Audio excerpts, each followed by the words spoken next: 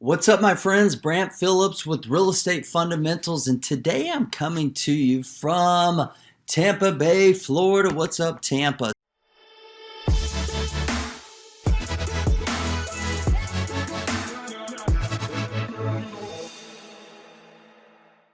So I'm out here for a real estate conference. I'm up on a little break and shooting this from the hotel room in case you couldn't tell.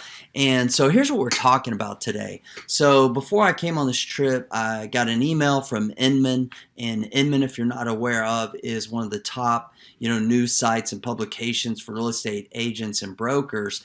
And what were they talking about in this article, but nonetheless than mobile home park investing. So for those of you who are following me and following my channel, I've been talking about mobile home parks a lot lately. I've been talking about affordable housing for years, but really a lot lately. Guys, it's a problem, right? So it is a problem. We as real estate entrepreneurs have the opportunity to provide solutions to a major problem. The more people that we can help and provide solutions for, we get to reap those benefits. So what I did is I printed out the article and read it on my flight here, took some notes. I'm going to read through not the entire article, but I'm going to go through some of the highlights and things that share. So if you have an interest in mobile home park investing, maybe you're just a wholesaler or an agent and you're like, Brant, I don't want anything to do with the mobile home park. I don't want to buy a mobile home park and deal with all that. Guess what? I do, and other real estate investors do as well. So I think you may find there's some opportunities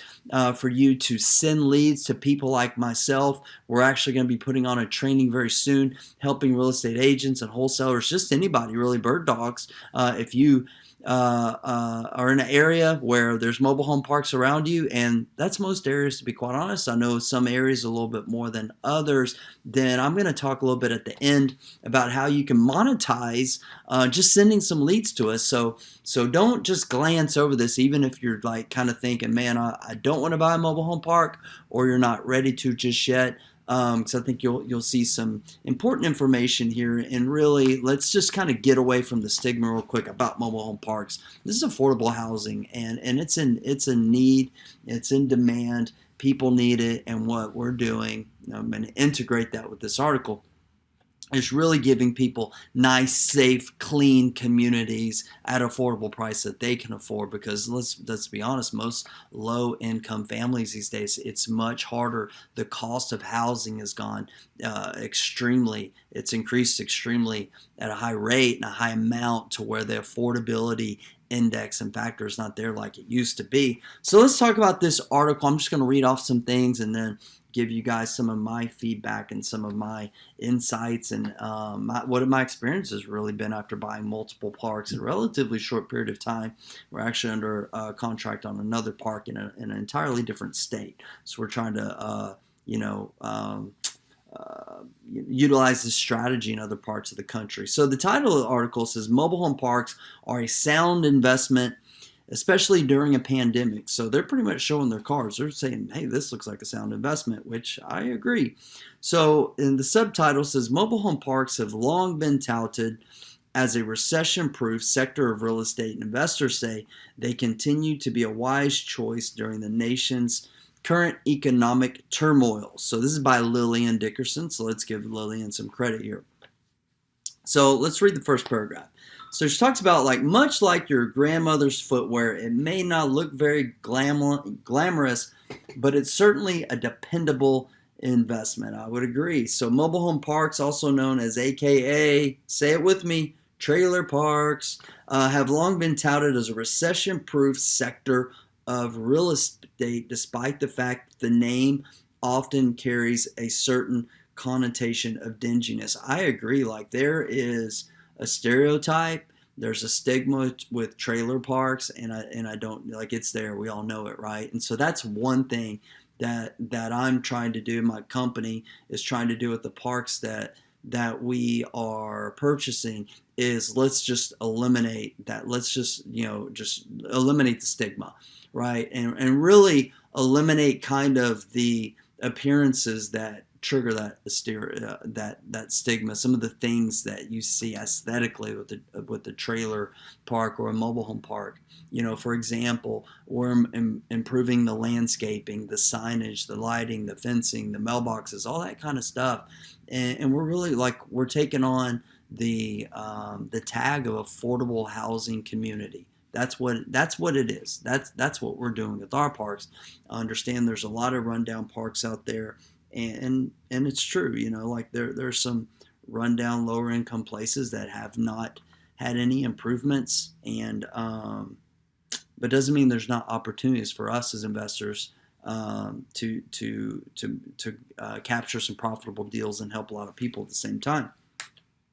So she talks about, although the name may be misleading, mobile homes are actually not very easy to move. So we'll talk about that in a minute. And their occupants are typically unable to afford the thousands in upfront costs involved in relocating, which makes them more stable tenants, but also potentially susceptible to things like rent hikes or added service fees. So let's talk about this. Mobile homes are not mobile. Okay, mobile homes are not typically going to ever be mobile after they're moved. They're mobile, but 85% of the time after a manufactured home, which is the same thing as mobile home, but the true definition is manufactured home. But a mobile home is what commonly referred to as, they're not really going to move after they're set down, like 85% of the time, whatever it is, they're there to stay. Okay, so that's kind of just kind of a false belief out there that they're very mobile. They're not. You can't just hook up a pickup truck to these things and pull them. It takes a lot more than that. It's expensive, not only being incredibly inconvenient, and there's a lot of things like disconnecting the plumbing, the electrical, the septic, the skirting, the decking, all those types of things, which costs money and time. It costs several thousands of dollars to move the home, and then you've got to go through the reset up process, getting skirting, the plumbing, electrical, all those types of things, getting it authorized with HUD, all these types of things. So they just don't move very often. So that's a big stigma, and it's just not true. Another thing I want to talk about was, she mentioned that they're recession proof, okay, or that they're seen as recession proof, and I agree with that to a certain extent. I prefer to view mobile home parks. As being well insulated, right? I think they're very well insulated. Where if the economy is increasing and doing very well, and then we're likely going to lose some residents, right? The residents who are living in a mobile home park, affordable housing community, they've gotten a pay raise, they've gotten a promotion, they got a new job, and they're moving up in the world, right? Maybe they're going to, upgrade to like a single family home, stick-built home, get it. But when the economy is doing well, there's typically an influx of low-income jobs, right? Minimum wage jobs, just kind of, first-time housing for people, maybe a mobile home in a mobile home community. And so even if the economy is doing well, there's someone who is going to buy that home or rent that home in a mobile home community.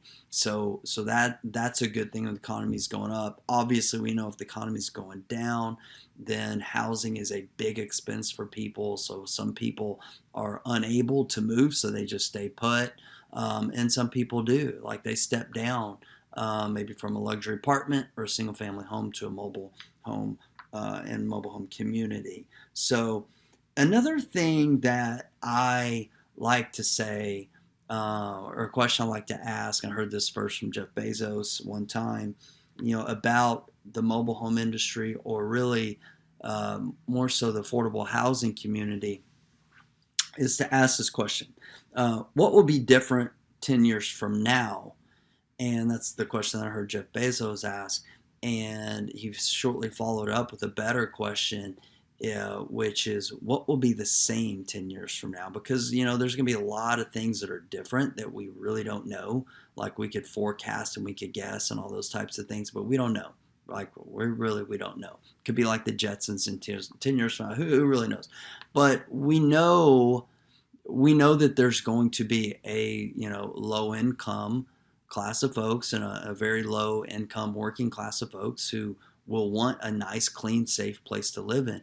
So that really for me is the opportunity is knowing today and tomorrow and hundreds of years and likely into the future that there's going to be a low income and people who want that safe, clean housing, places to live, at a price that they can afford. So that's kind of what I'm banking on with my business is like, hey, I'm just going to focus on providing great value in the affordable housing space. And I love the park model to do it. We've got some other strategies that we're in the process of executing and investing in as well to combat this problem.